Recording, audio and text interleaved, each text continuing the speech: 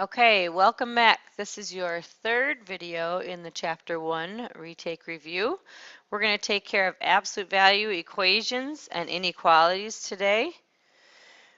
After you watch this video and take your notes, there will be some review problems at the end of this video that you need to take care of. So then you'll turn in those notes that you've taken from all three videos and these review problems at the end of the video here to your teacher so you can talk about setting up a time to retaking the test.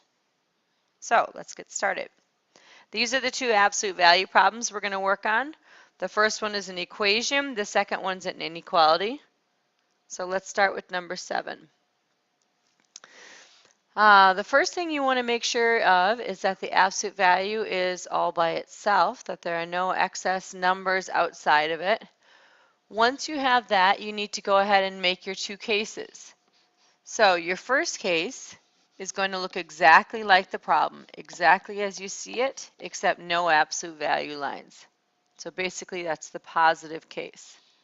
And the second case is going to be the opposite of what was inside of the absolute value, in this case equal to 14. So then go ahead and solve them both. Add 4. So you have that 3x equals 18. Divide by 3, and you get x equals 6. First answer. Second answer, you're going to go ahead and distribute this -1 that's in front of the parentheses.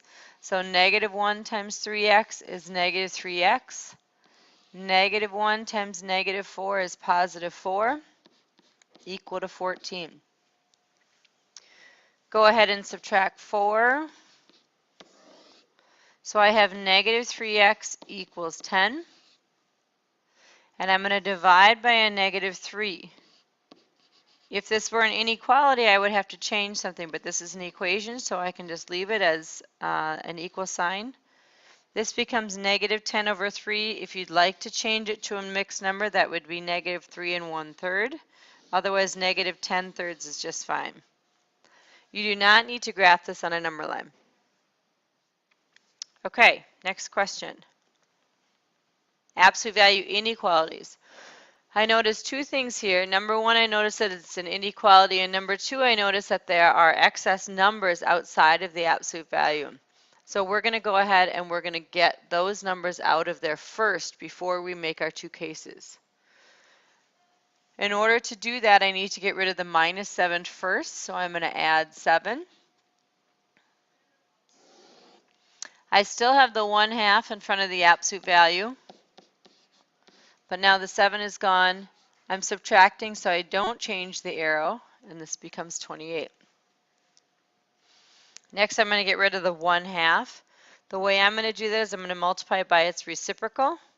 So multiplying by +2 over 1, +2 over 1.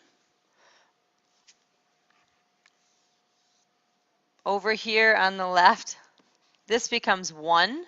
So I have 1 multiplied by the absolute value of x plus 2 is less than or equal to 28 times 2 is 56, divided by 1 times 1, so just 56.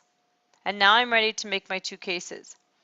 So your first case, again, looks exactly like you see it in the problem, just without the absolute value lines.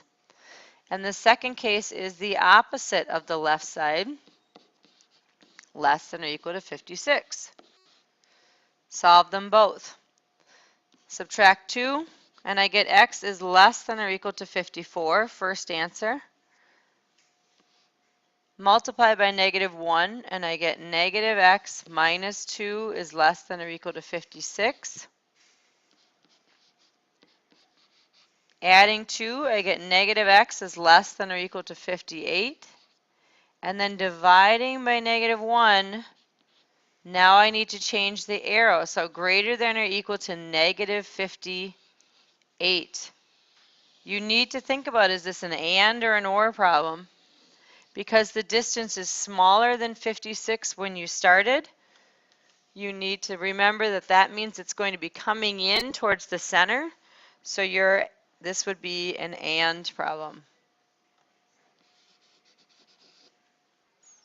All right, so we have gone ahead and taken care of talking about absolute value equations and absolute value inequalities.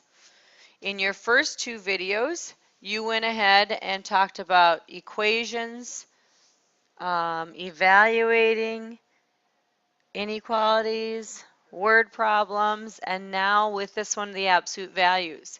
It's now up to you to go to book page 65 and do the problems that you see on your screen. And once you've completed those, you can go ahead and give your teacher your notes and these particular problems and talk to your teacher about retaking the test. If for some reason you still need help on how to do some of these problems, please feel free to go into the math resource during the school day or after school to get some additional help. Good luck on your test.